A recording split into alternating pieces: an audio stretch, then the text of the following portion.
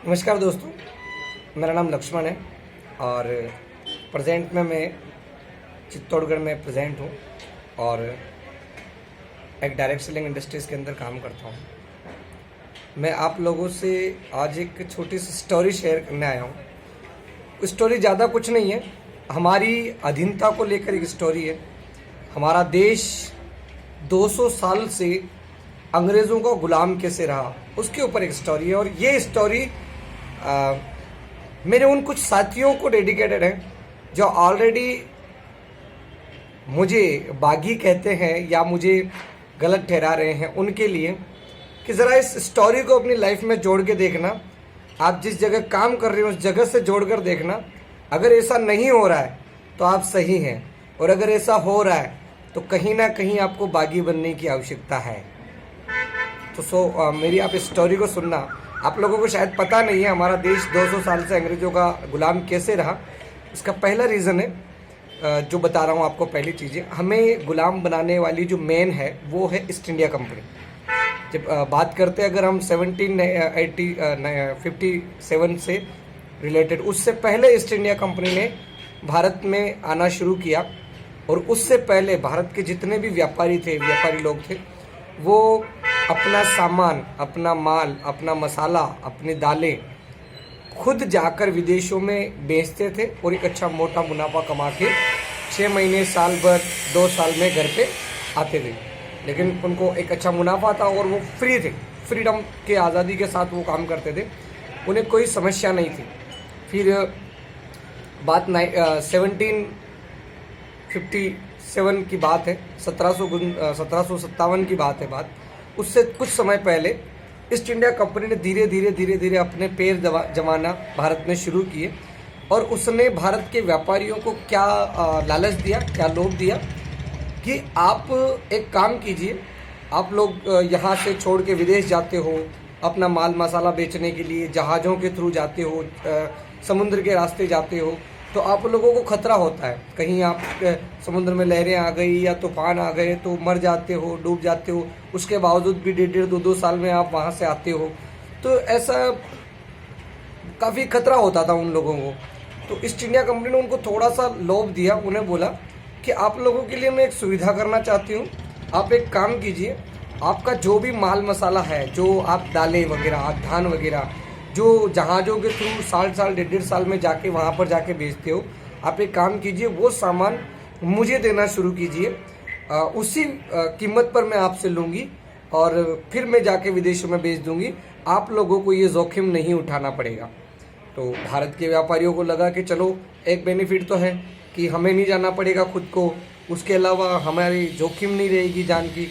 तो हम क्या करें, धीरे धीरे ईस्ट इंडिया कंपनी को अपना सामान बेचना शुरू कर दें। तो धीरे पहले भारत के एक छोटे से कोने से शुरू हुआ, कोलकाता से, और फिर धीरे धीरे अलग अलग राज्यों में व्यापारियों के साथ ईस्ट इंडिया कंपनी का कॉन्टैक्ट बढ़ता गया और काफ़ी राजाओं के साथ भी बढ़ा, काफ़ी राज्यों के साथ बढ़ता गया। और धीरे धीरे ईस्ट इंडिया कंपनी के पास पूरे भारतवर्ष से मसाले, दालें, धान और कीमती हीरे जवाहरात जो विदेशों में बेचे जाते थे वो आने शुरू हो गए। और ऐसे करते पूरे भारत के मार्केट पर ईस्ट इंडिया कंपनी का एकाधिकार हो गया। एकाधिकार मतलब कि अब जो भी व्यापारी है, चाहे वो आड़त के आधार पे हो, चाहे फुटकर व्यापारी हो, चाहे जो भी हो, वो सामान किसको देगा, ईस्ट इंडिया कंपनी को। ऐसे करते 10, 15, 20, 25, 50 साल निकल गए। और निकलते जो भारत के व्यापारी थे, उन व्यापारियों का विदेशी व्यापारियों के साथ या विदेशी कनेक्शन ख़त्म हो गया। मतलब कि अब वो लोग अपना सामान सिर्फ और सिर्फ ईस्ट इंडिया कंपनी को ही बेच रहे थे, विदेशों को नहीं।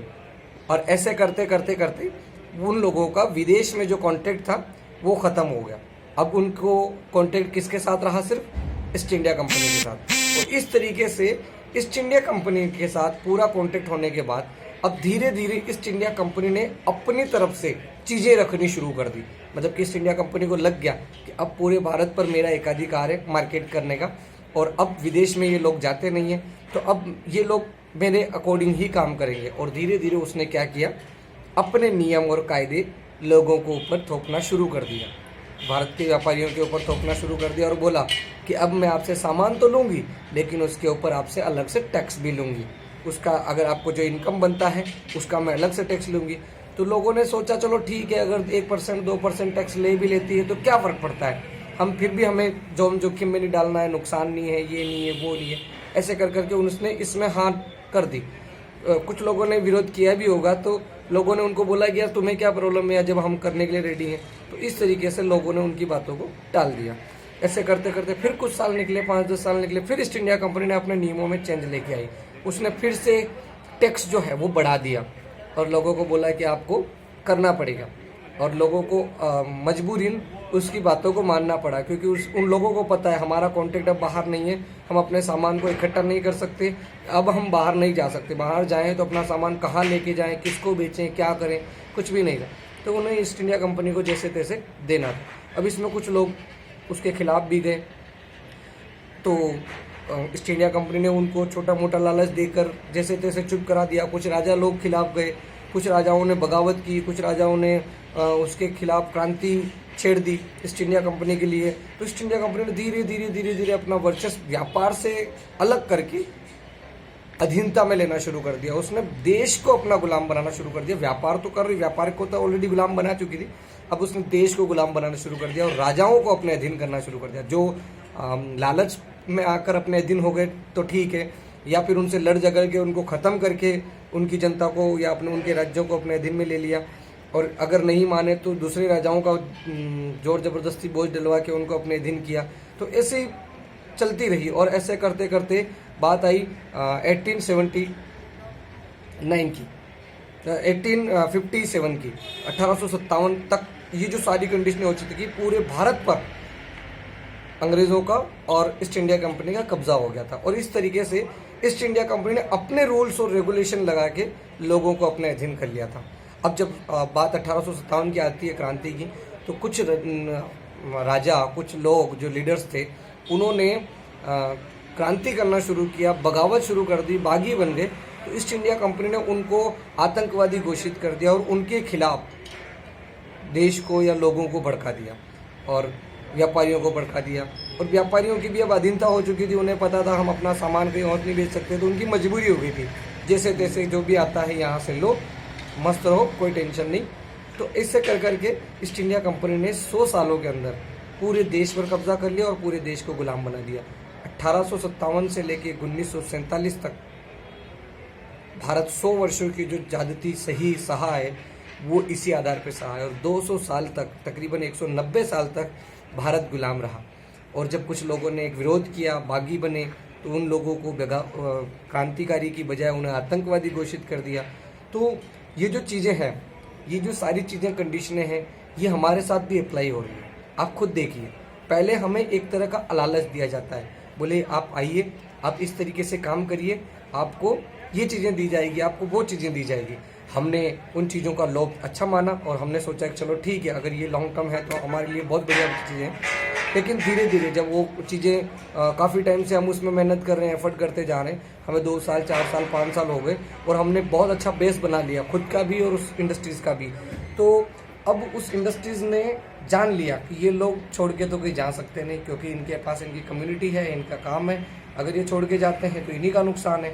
तो अब क्या करते हैं, हम अपने रूल्स और रेगुलेशन इनको फॉलो करवाते हैं। मतलब कि जो हम चाहेंगे वो जो कंपनी चाहेगी वो इन लोगों को करना पड़ेगा। और इसी तरीके से चेंजेस लाने शुरू किए। 1-2 बार आए, सबने एक्सेप्ट किए, ठीक है, कोई प्रॉब्लम नहीं है, अगर अपग्रेडेशन है तो अच्छी बात है। लेकिन जब हद से ज़्यादा ये चीज़ें बढ़ने लगी तो कुछ लोगों ने इसका विरोध किया और वो बागी और आतंकवादी कहलाए। और ये चीज़ें हमारे साथ हुई है प्रैक्टिकली। आप देखें एक बार, अगर आपको लगता है कि ऐसा हो रहा है तो कहीं ना कहीं आप गलत जगह हैं, अगर ऐसा नहीं हो रहा है तो आप सही जगह हैं।